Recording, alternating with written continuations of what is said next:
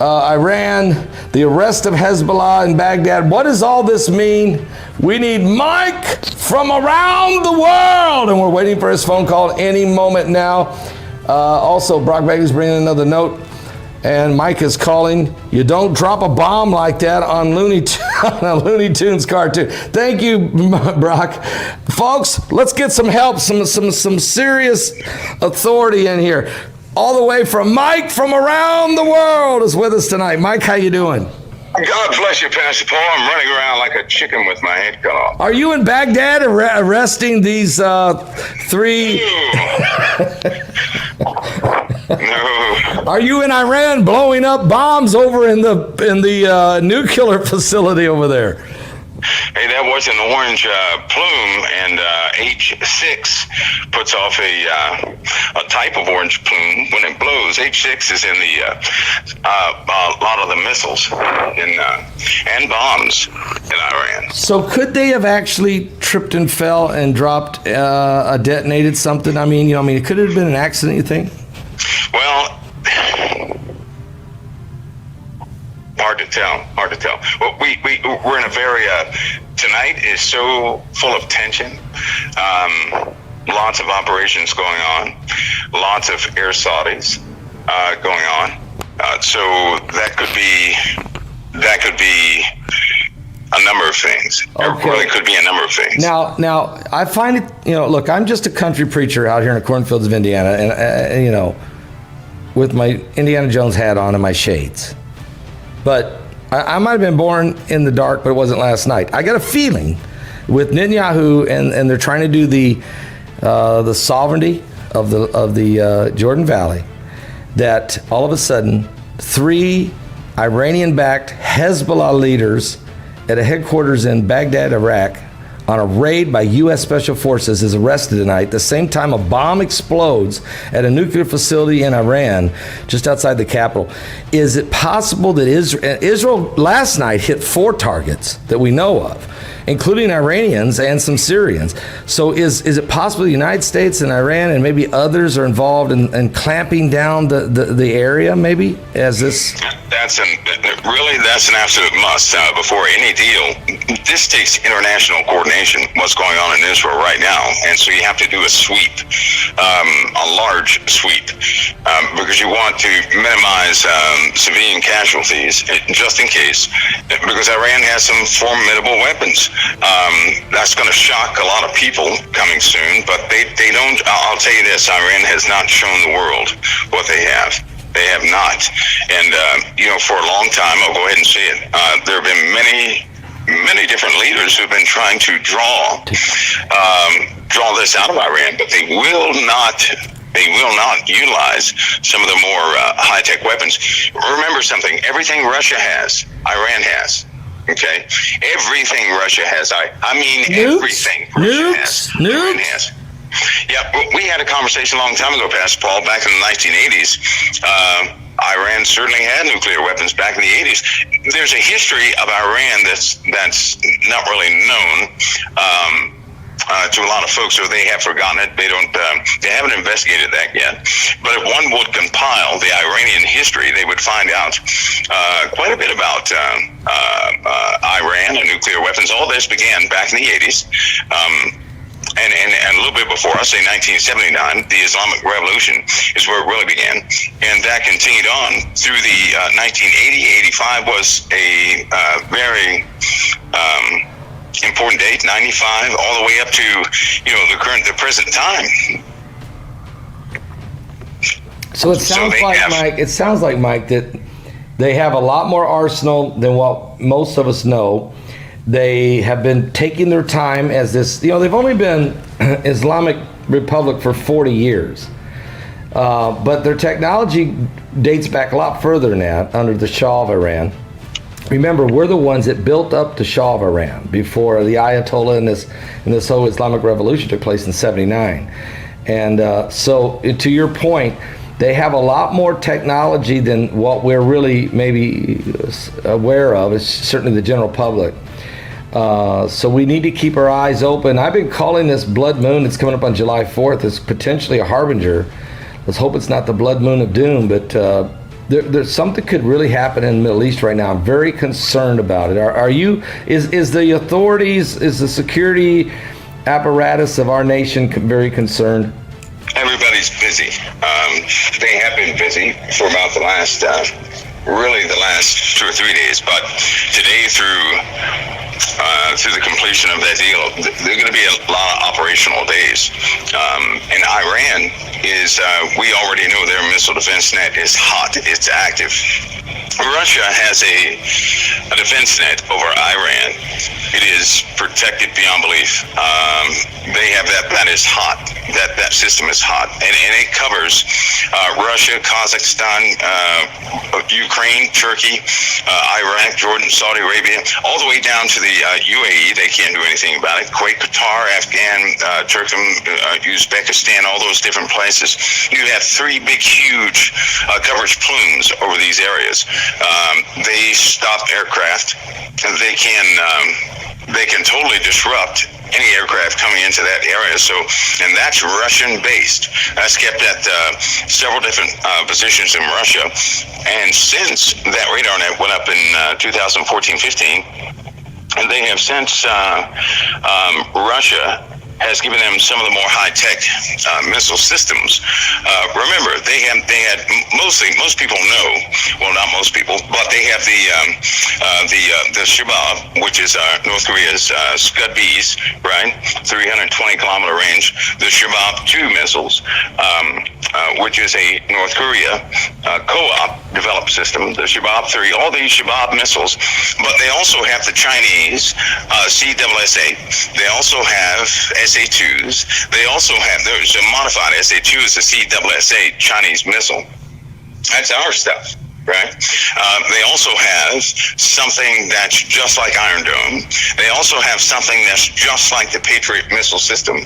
They also have the S-400 type missile radar sending and detect system. So they have, we're talking about an unbelievable amount of missiles. Can they reach the U.S.? You better believe it. They have launch vehicles. All this is hush-hush. They have nuclear warheads, but for a long time, what they did with the 3 that they had from Russia was they began to break it down. When back in what was it? 88. Back in 1988. That was the summer of '88. They had several things went on in Iran. That's when a lot of scientists were brought down to Tehran. Even under daily missile strikes in this area, even under pressure, these guys were developing things that just beyond belief. And so they have been holding their poker hand all this time, which is why no one has gone into Iran. Not one soul. With all these powerful militaries in the world, why has no one gone into Iran? Because we can't we can't estimate an accurate casualty count. And this is going to be one of those, once they start doing whatever they do, Saudi Arabia has to be highly defended. Of course, Saudi Arabia is going to be wiped off the map. That's not going to be there. What? All these different places have to be highly defended. So we have to set up quite a few things prior to negotiations with finalizing negotiations with Israel and current activities. A lot of background movements have to take place, which is why Russia has been placing their ships, and you have a lot of ships in Norway. You have brand new things in Iceland. You have outside of the UK, Ireland, Portugal, Western Sahara, going down that coastline. You have very, very strategic defense positions and patrols going all the way to the India Ocean. And because the U.S. has to now, we have to really concentrate on China and stopping anything from coming into the Middle East from China, because China is directly involved. So it sounds like, is it true that it looks like Iran has a strong coalitions with certainly Russia, certainly China, North Korea, and maybe even Turkey, since they keep meeting with Turkey. So, and if they've got a lot of different weaponry here, you're right. Nobody ever goes in really and does anything to these guys no matter how many threats and how many dangerous opportunities they have, even when they buzz our gunboats, when they take their little gunboats and buzz our Navy crafts, we're very, very trepidatious about shooting them, aren't we? Yeah, we are. You know, that the CIA director back in, that was 98, 99, 2000, George Tenet, he tried to tell them, that was in 2000 actually, he tried to tell them about the ballistic missile technology that was being transferred from Russia to Iran, but he didn't get the right audience, and unfortunately, that type of activity continued, and it continues up to this current date. And as far as all this nuclear talk about Iran, I tried to throw a hint out there because they kept saying in another year they're going to be ready to break out. Next year will come. They say in 10 years they're going to be ready to break out. Next year will come in 1 year. And I was trying to inform people, don't listen to that. Those are lies. That's for political purposes. Iran is already nuclear capable, which is why they're so arrogant. They're extremely arrogant, and they do know what they have, which is why they do what they do, because they want someone, they want the West to launch something in there to give them an excuse with the international community to do what they have to do. And Pascal, I hate to say it, but this current move in the Middle East could be their excuse to enter into some type of combat. Now, of course, you know, if that happens, that's biblical. If Iran enters in to any type of confrontation with any Western allied nations, that's going to be something. But you also have an alliance that's already formed against Israel, or should I say against the Holy Covenant. You already have an alliance formed against them, and they're ready. They're ready to go. They're ready to go. So a lot of Western operations are going on. They have been identifying. Part of this plan in Israel required U.S. intelligence and indeed international intelligence to find out where all the moles were in the other parts of the Middle East before this ever took place. If they hadn't done that, if they hadn't identified it, if we moved too quickly, these guys could have struck several different places just like a viper, and everybody would have been confused. So there's a lot of territory to protect, and it took a lot of positioning before this could ever take place. So I tell you, the window is open, the door is open, and as things go forward, you know, we're going to see. But it'll be with a backlash.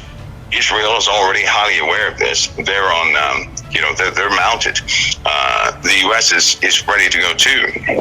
So it's one of those things we're going to watch and see in this book that we have. We've been waiting on President Trump since yesterday morning. Kellyanne Conway came out and said, look, the Israeli government is going forward with the sovereignty plan of the Jordan Valley and part of the West Bank, or part of Judea and Samaria, the biblical area, which is so right on the money with prophecy. And she said, look, Netanyahu and Benny Gantz have locked hands together. They're going forward with the plan and with the blessing from Donald Trump. And she said very soon, the President of the United States is going to make a huge announcement about this subject. So I got a feeling you're on the money 100%. I really do feel like that that the president, whatever he says, he's going to back Israel, no doubt. But when he does, you're right, a backlash could be coming, and maybe that's what's going on, why he didn't announce it tonight. Maybe he's waiting until tomorrow. Maybe they're going to lock the hatchets down all the way around, secure the perimeter from any potential. They expect something coming out. I would say almost Hezbollah is going to launch rockets and Hamas and some of those rockets that don't have precision guidance on it. And I mean, we can deal with that, but you don't want Iran to do something with some better precision. And hearing you say it, Iran's got a lot more capability than what maybe we're giving them credit for. Yeah, because Iran is positioned also in Syria. Yeah. Iran is also positioned in Turkey. Iran is also positioned in Iraq. Iran is also positioned in Afghanistan. Iran is positioned, they're surrounding that quadrant, and the fallout area is going to be right there in Saudi Arabia. Yemen is already positioned. They're trying to sweep Yemen, Ethiopia, Sudan, and Egypt has to be swept, because if Egypt gets sentimental to what's happening in the Middle East, Pastor Paul, then it's going to be a bloodbath, and something small will turn into something quite large, which is why they had a recent demonstration of what they had. Something has been going on while everybody had the coronavirus. There have been tactical movements in the Middle East.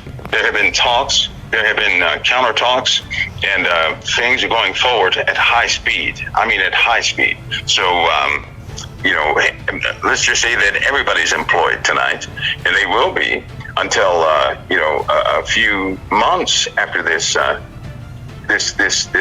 episode, this milestone is passed. Because if it goes forward, they're going to consider that this Middle Eastern alliance against Israel is going to consider that a threatening act, an act of war, a declaration against those nations that are now basically collaborative nations with Russia and with China.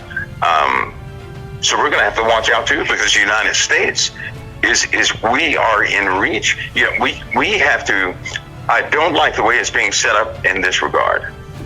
We've never been touched in America. Well, we are in 2020, and there are a lot of nations who can touch us. Yes, we have a missile defense net, but we can still be touched. And we have at least 800,000 loyalists to the Middle East over here in the U.S., so we don't know who they are.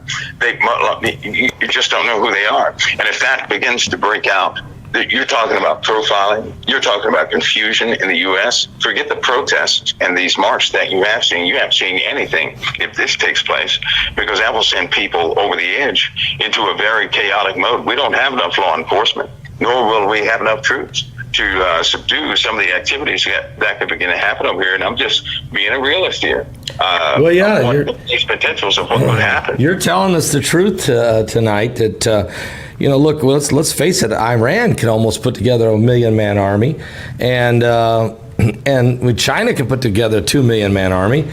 And, we have a great high-tech army and military apparatus with tremendous equipment and technology, but we don't have the numbers of soldiers that the rest of the world has. But thank God for our technology. But still, this is a serious thing, and so I think we got to watch our own back door while trying to protect Israel and the West. We got to watch out. UK and everybody else out there. Mike, let's move this conversation to another area here. And this is great insight you gave us tonight, because I really believe we're going to find out more about this explosion in Tehran, Iran. I think it's a whole lot more than a gas tank blowing up or somebody stubbed their toe and dropped a bomb or something. This is way too big of an explosion. It's huge. But let's talk for a minute about the earthquakes. Wow. 6.4 just hit China about 2 hours ago. 7.4 hit Mexico 2 days ago. 5.8, I guess they finally downsized it. The one in California. Laura Wells, who's a researcher and really studies Planet X, Nibiru, Planet Number 9, but she watches all the instruments. She's really good. She had predicted that when this brown dwarf star, she said, when it started to come into front alignment with the Earth, coming up from the south, as I've heard you say many times, she kept saying a year ago, coming late June, early July, as it starts to come into front alignment, look out for some major earthquakes. She predicted there'd be one strong in California, and 6 days ago she predicted that, and she said there'll be other multiple quakes as this comes into front alignment with the planet. Can you confirm anything on that, or can you help us understand what she's referring to, a front alignment? Well, I'll tell you this, as far as her tracking of the forces that would act upon Earth without having actual, her physical eyes on any system at all, but looking at the instruments, that's pretty good. Because last week when we talked, I was looking for a big earthquake in Mexico. Yes, you did. And then the other right after that one in Mexico, I was a little worried because we need a relief plate activity, which I was looking for an earthquake in Russia, but it hit in China. So she's on the money as far as tracing tectonic activity vibrations, wavelength, and wave effectiveness of the different types of faults. So, hats off to her in that field, because I know they can't see what other folks can see. So that's a good one. If a system sits on a plane, right? A plane, you have a bunch of objects revolving around a dwarf star, a star, whatever the case may be. If it's the way they travel throughout the solar system is in a corkscrew type fashion. So basically we're moving through space, right, with the sun in the center and the planets going around the sun, but not on a plane. It's, if you were to face our solar system was coming towards you and I because we were sitting somewhere out in space, we'd be able to see the sun and all the planets in one big circle facing us, right? Right. So it would be the plane would be vertical, not horizontal. Okay, that's how it's traveling. Yeah. And this other system is coming up largely, well, it has a few deflective angles, but basically in that same type of expressive movement, which causes interaction of forces to be quite significant but sporadic. So tracking of the our estimates as far as how close a secondary system will be, because I absolutely am. I believe in a binary system. We're in a binary system, but that system is certainly coming up to us, and so people who search for mass differentials and inertia differences and perturbation, mathematical corrections and perturbations and changes and all these things in the planets, they ultimately come up to the same conclusion: we have a binary system. So with that binary system, as it gets closer, we have a change in forces here in our solar system. It's not that it will smash into us. The sheer force of these other objects and the debris in this other solar system, we're going to interact with. We're going to have changes with. In fact, we're going to have a time where the orbit of Earth will no longer be like it is now. It's going to be very perturbed or disrupted, in which case, standing on Earth, you may not feel the force of movement, but it will look like all the stars are out of position, right? That always begins with it looking like the sky is out of position, or the sun's light is out of position. And that will slowly become very obvious. These changes are happening, they're real subtle at first, but then in an exponential fashion, they increase more and more. And for those forces, for example, even with a force, a gravitational change, and those forces between the Earth and another system is enough to ignite at least 75% of the volcanoes on the planet. What? It will cause a continuous vibration of about a 4.5 on a continuous basis. Now, just imagine this for a moment. Imagine a 4.5 earthquake on a continuous basis hitting this planet for maybe about a month. That would shake everything apart. Did you just say the whole? So are you saying the whole Earth would be shaken at like a 4.5 earthquake? Vibrational event. Yeah, vibrational event. In fact, in archaeology, some of the proof behind that would be in archaeology, when you're looking at the rock strata, when you start to look at different types of rock in the strata, there's always these unknown layers that they see that are quite thick, as though the Earth had an earthquake for about a year. And they keep finding them in a cyclical nature. So they're putting all this picture together. So we have intervals of when the Earth is shaken for a long duration, over and over and over and over again. That could potentially be some of the forces that are interacting with our solar system. You think that's what the Bible? You think that's what the Bible means in Isaiah 24, Mike, when it says the Earth is going to reel and rock like a drunken man? Well, when we're standing on Earth, and if that is the case, if we perceive that the Earth is doing that, then the stars are going to be dancing in the sky. They'll be out of position. The Earth will be under a double wobble. The double wobble's already started in the Earth, and that's gonna cause major problems.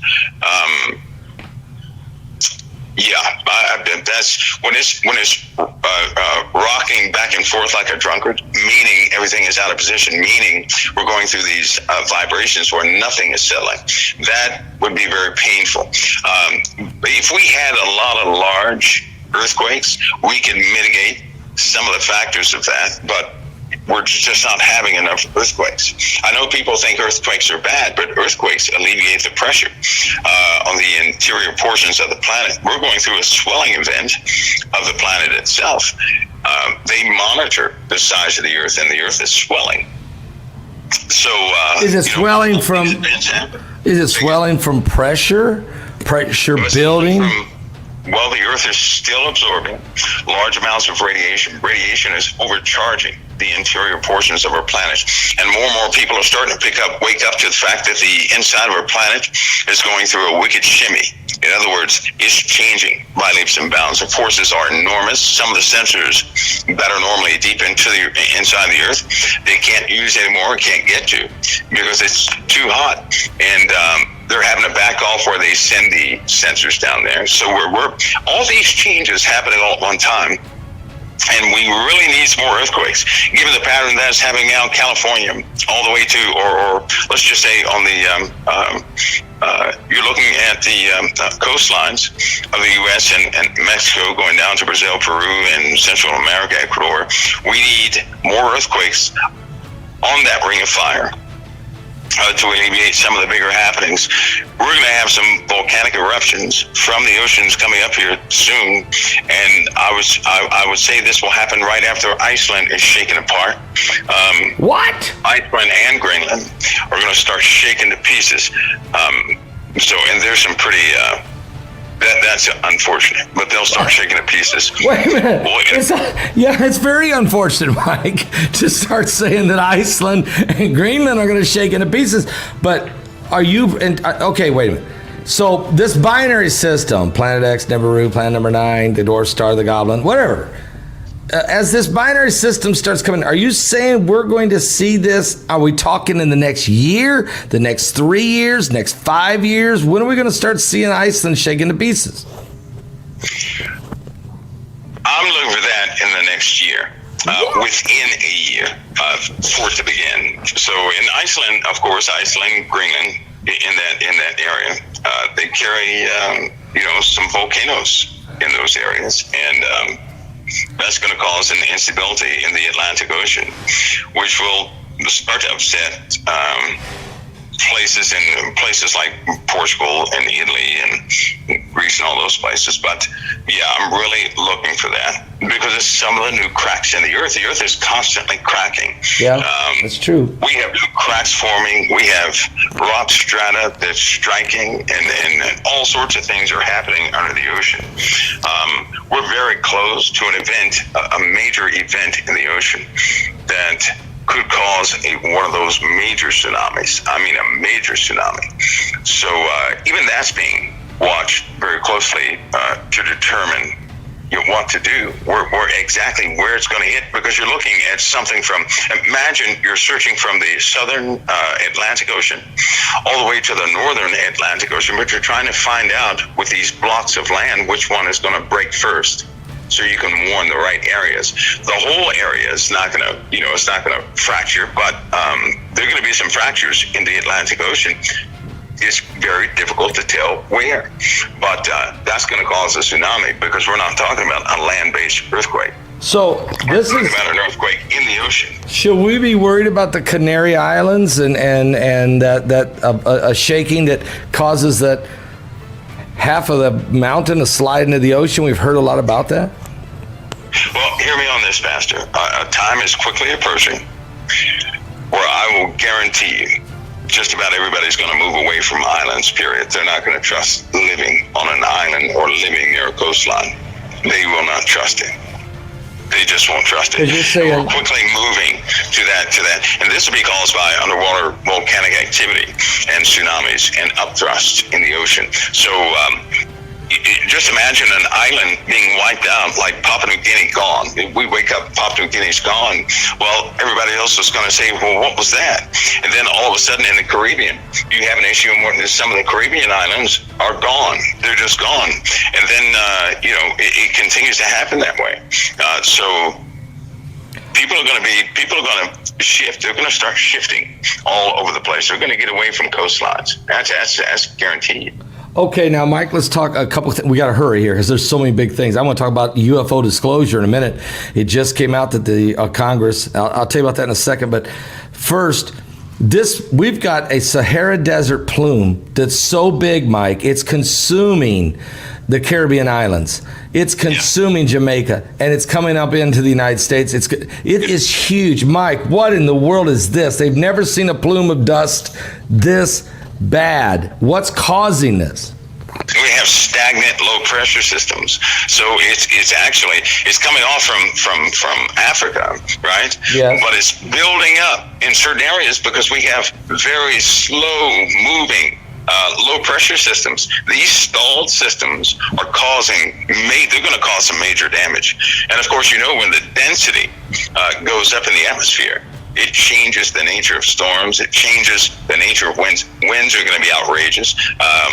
Winds can actually go up at least, 85% faster than what they were. So, because you're dealing with a lot of density, not to mention, it can also displace with that much dust. You're looking at an atmospheric displacement event, which can cause twice as much. But it's a good gauge. It's a good gauge because that dust coming from the Sahara, when people begin to experience this, they ought to take note because the whole world is going to entertain that type of event over the entire Earth, right, for a duration of time. Yeah, you've been which is saying going to that. really alter everything. You said that. I remember you telling me that maybe 4 years ago, and said, there's a day coming. A gas mask is going to be so important. You're going to need real good ones because the whole world will be engulfed in a massive dust storm. And, I thought to myself, what in the world can cause such a thing? But now I'm seeing what you're saying. The atmospheric pressure from the radiation and the cosmic and the charged particles and that are pushing the jet stream down, stalling the low pressure systems, which is letting the dust that normally comes every year off the Sahara Desert. But now the dust has nowhere to go because there's an atmospheric compression, I think is your term. And now that's carrying, am I right about this? Yes. Yeah. So you have jet streams slowing down, low pressure systems being stalled, and storms are stagnant. So, and they're large storms too. They're just stagnant. Low pressure systems are forming and staying for days, in some cases weeks so far. So with all this new type phenomena, everything is changing, storm-wise. And even the Weather Channel's starting to catch up. Yeah. You've been talking about it, me and you. We've been discussing it for 4 years. They're just now catching up. Welcome aboard, guys. Come join us over here. Mike, let me ask you a question. The Congress now has decided that they want to know more about UFOs. There's a bill on the table. If it passes, it's going to require the Pentagon and all intelligence agencies to submit a report over what these Navy pilots have been seeing. But not just these Navy pilots. They want a full report, some of this, what's very classified documents to be unclassified. Is this part of the beginning of the disclosure? I mean, can you discuss some of this tonight and maybe some of it in our alien conference? Yeah, I think things are becoming obvious. Certain things can't be hid anymore, right? And for a Christian, we're dealing with just what the Bible says we're dealing with. Certain scriptures that people have read for a long time, they're going to make sense very soon. People will get the real. Their whole paradigm is going to change, Pastor Paul. They're going to have to get rid of their paradigm to see what's right before them, and make sense of it. These files, this effort, this attempt, this is coming from a factor that nobody can avoid, that they can't hide things but for so long. I mean, we're not the first folks to do all this on the earth, right? And so people are going to find out sooner or later that there's some bigger, badder, ancient things around. And they know all this plus some. They did all this plus some. And the oceans are full of surprises. So that's what people are going to find out. We're just coming to the years where demonstration will be right before people's faces. And instead of having most of your population have heart attacks because of things they can't deny anymore, because you're looking at the heavens changing. People are going to see things in the heavens. They really, their brains are going to have a hard time processing. We're not talking about UFOs, though. We're talking about close proximity with other planetary objects they're going to see. Right. In space.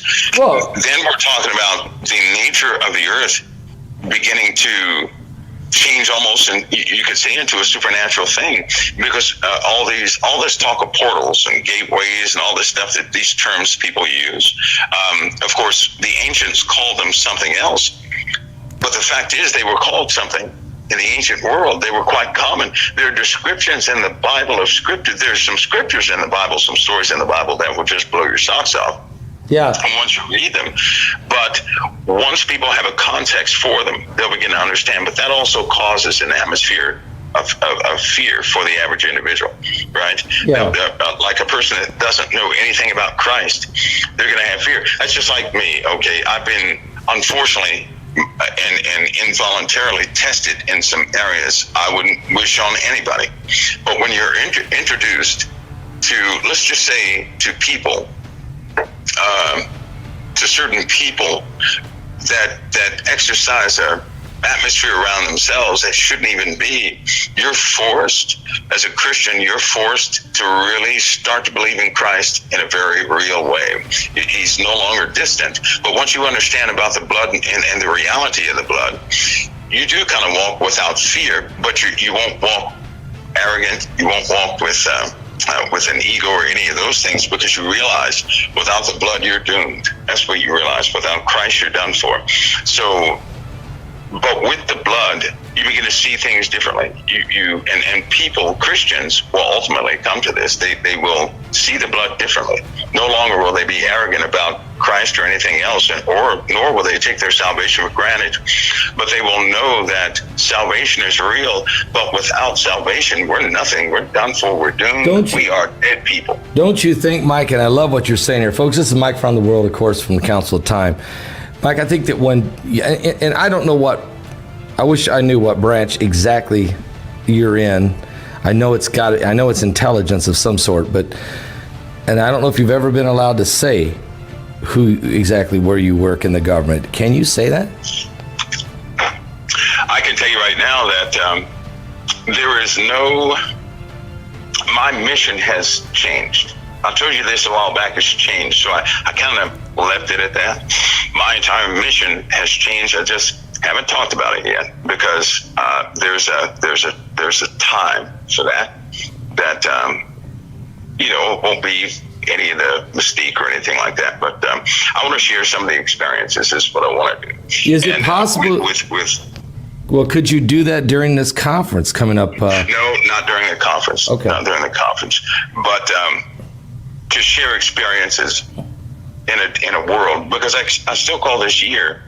This year is a year of demonstration of quite a few things that people didn't believe could happen, didn't believe would evolve, or whatever the case may be. But they're just, there are folks out there who have had some experiences with folks and stuff.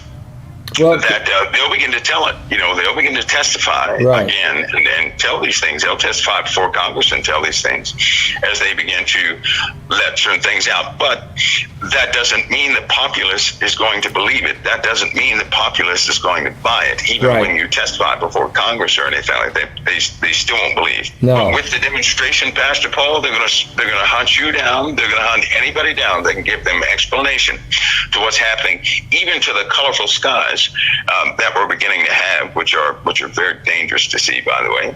But Why in the heck are they going to hunt me down for? Because I'm spiritual insight. I missed that. The phone went totally out. Okay, why are they going to hunt me down for spiritual insight, prophecy? Well, because you actually have insight into the Bible, but you're not an individual with the Bible that is closed to one paradigm. It says, well, don't talk about earthquakes, don't talk about volcanoes, don't talk about this, don't talk about that. You are inclusive, and you actually bring forth scripture that backs up certain things that happen in the world, which is hard. They're not going to put their reputations online by doing that. Number one, they are high society, biblical individuals, so they're not going to go that route. They can't go that route. They're locked into something else.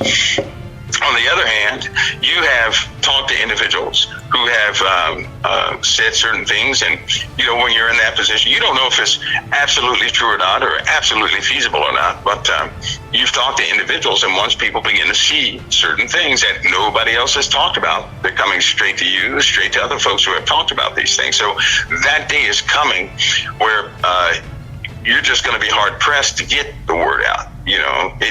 Because all these other folks are going to burn out. They're not going to them because they haven't talked about any of these things, right? They haven't talked about the mark of the beast. They haven't talked about the formation of the beast system, prophecy, blood moons. No. They haven't even wanted to touch on any UFOs or anything like that. And but you dared to go there, right? So when these things come, when people start seeing things in their local pastors who refuse to talk about revelation and prophecy, when the people say, well, what is that? Well, what is that? And the pastor is scared to death, and you can't find him because he's locked in a closet, because that day will come. That day will come. I've seen that happen before. Then they're going to folks like you and other folks who would still talk about it.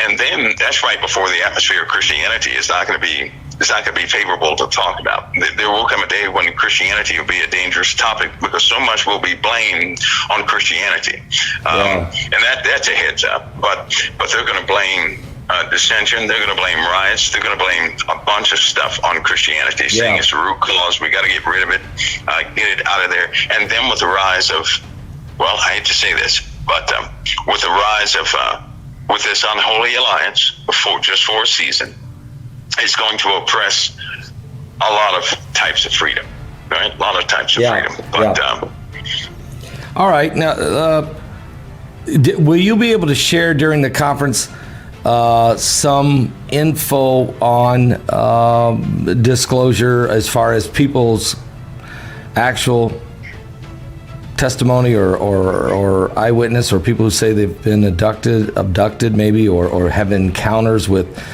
entities? Will you be able to break some things out for us in this conference? Sure. Let me give you an example, right? Anybody who's ever been falling asleep and he felt pounding on your back and then you passed out, right, Pastor Paul, and tell him about it. Don't lie about it. Only if you had that for, in truth, because that's things like that. I know exactly what they are. There are other things I know exactly what they are. But specifically this time, if you've ever gone to sleep and you felt pounding on the back, a lot of women will probably write you. They write that in. Some of the guys shouldn't be shy because they have gone to sleep. They're probably Christians, but they have felt the heat of something in front of their faces right before they passed out. So if they would write in about that, then you see how many people in your audience have had that experience. And they'll say, what? This came from what show? But all that's a known deal. Now the answer is in the Bible. It really is. I'll go over that in the conference, but the answer is right there. One of the key answers is in the Bible. It's in the Bible, but it's very plain and it's right there. But I'll go over that in the conference just to expand on it. But as far as knowing what certain phenomena are, yes, I know what quite a few of them are. So hopefully that will give you a small hint.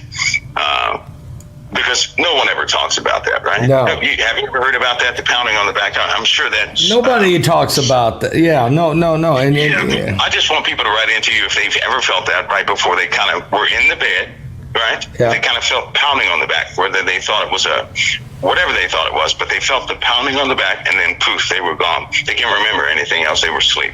So just write Pastor Paul in about that. That's an example of part of a phenomena that people have had that they don't know how that other people have had it. In fact, there are things I can name that if nobody has ever named, but if I were to say certain things, people say, I've had that before, right? Yeah. Is what they would say, because nobody's ever talked about it.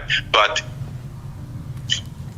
when you speak what took place, then they begin to remember, right? So, but I'll let those things out in the conference also. Folks, you might want to get your ticket for the conference. Brock, tell them how they can do it. Go to my website right now and click on the Alien, AI, and the Antichrist banner. It'll take you right to Eventbrite where you can get your ticket tonight. Get it done right now. Aliens, AI technology, and the Antichrist. These three categories need to be explained. We're having a powerful webinar at my website, July 17th and 18th. Get your ticket now.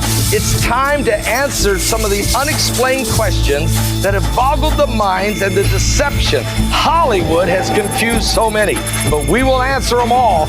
Get prepared in these last days. All right, folks. All right. Get your tickets for that. That's Aliens, AI, and the Antichrist. It'll be July 17th and 18th. I can't wait. Just the recording. I can't wait till we record Mike's broadcast, his presentation, and put it out there for you. Just can't wait. As well as all the other great speakers going to be in this conference. It's going to be amazing. So get your tickets for that. Wow. Mike, it looks like when you told me Iceland's going to break apart, look, you're looking for a lot of shaking, a lot of earthquakes, a lot of volcanoes, tsunamis, things going to be happening in the ocean. We're starting to see more and more. It's getting intense. And then look, we've talked tonight about the Middle East deal. I mean, these are all prophecies. These are prophecies in the Bible, and they're all simultaneously taking place. We're getting close to the coming of the Lord. I think people really got to look to the Lord and give their life to Him. Do you agree? Oh, yes, I do. All these situations happening at one time, they're capturing the attention of the entire world is what's happening. I mean, the entire world is actually beginning to consider, maybe the Bible people had it right. For the Christians out there, you know what, I do have one word, though. There are a lot of people who have known certain aspects of what would happen back in their time. Don't be discouraged because somebody else has mentioned what the Lord gave you a long time ago, but understand whatever He gave you a long time ago, whatever He gave you initially to run by, there's all those people out there, because there's some out there.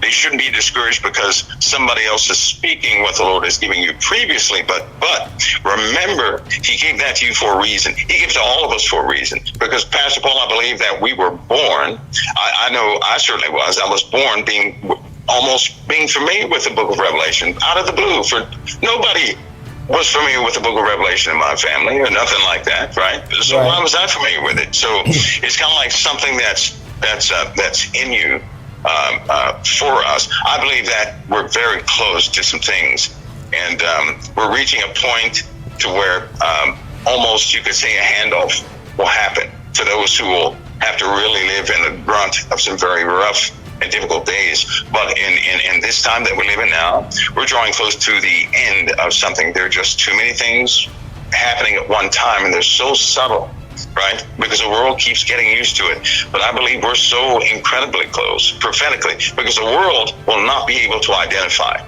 All they're going to do is go crazy and begin to attack one another. But the Christians are going to feel that spiritual call, right? To stay awake, that something is going on. All the while, please don't fall for the tactics of Satan himself. Remember, don't allow Satan to cause you to target your brother during this time. No. Because that could be the only thing. People fall for Satan's tricks right now. They're not going to step foot into the kingdom if they start falling for that stuff now. So don't give up. Keep going forward with Christ. Keep love in your heart, folks, and don't attack one another. Stay ready. You have to have on white garments, okay? You can't have those blots and those blemishes in there. Mike, next Thursday night's July 2nd. Will you be with us? Yep, that'll be. You know what? These discussions are getting a little more intense than usual. We're certainly going to know something about the Middle East by that time. So it's going to be big. Yeah, July 2nd is going to be big. You're right, Middle East. Something's going on. I think it's already starting now, and we'll know a whole lot more on Middle East situation. It's also 2 nights before the blood moon. Yeah, it's going to be a big time. We'll see you next Thursday night, July 2nd, 10:15 p.m. Eastern. I'll be here. All right. Thanks, Mike.